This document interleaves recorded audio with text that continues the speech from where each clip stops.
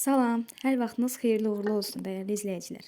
Bugün sizə bizim tərəflərdə yalnız mart və aprel aylarında bitən bir bitkinin həm toplanmasını, həm də bişirilməsini paylaşmaq istəyirəm. Bizdə buna lalatutuq deyilir.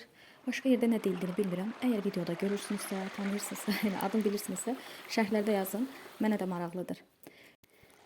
Biz bu bitkini toplamaq üçün xüsusi bir alət hazırlayırıq.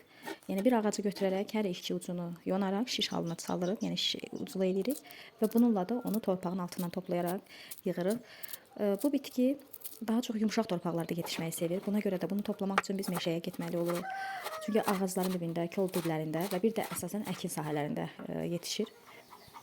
Bir də qəribə bir xüsusiyyəti var ki, bu yalnız günəşli günlərdə yığmaq rahat olur. Çünki günəşli günlərdə bu çiçək açır və bunu toplamaq daha rahat olur.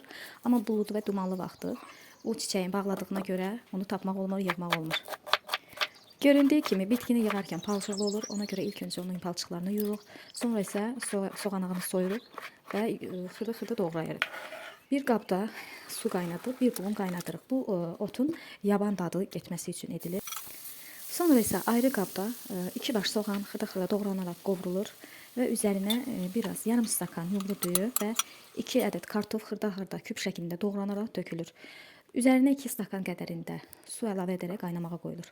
Təxmini 15 dəqiqə qaynadıqdan sonra kartof və düyü yumşalıbsa, qaynadıb süzdüyümüz tələni də onların üzərinə əlavə edərək təkrar 5 dəqiqə ya da 10 dəqiqə bişməyə qoyulur.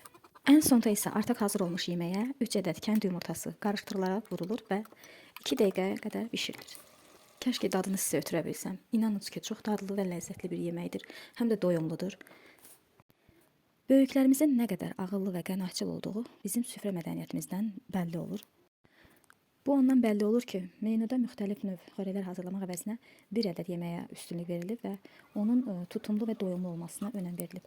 Buna görə də nənələrimiz, analarımız dağlarda, dərələrdə topladıkları bitkilərə müxtəlif qidalar əlavə edərək onları daha dəyərli və daha tutumlu edir. Bugünlük bu qədər. Növbəti videolarda görüşənədək hələlik.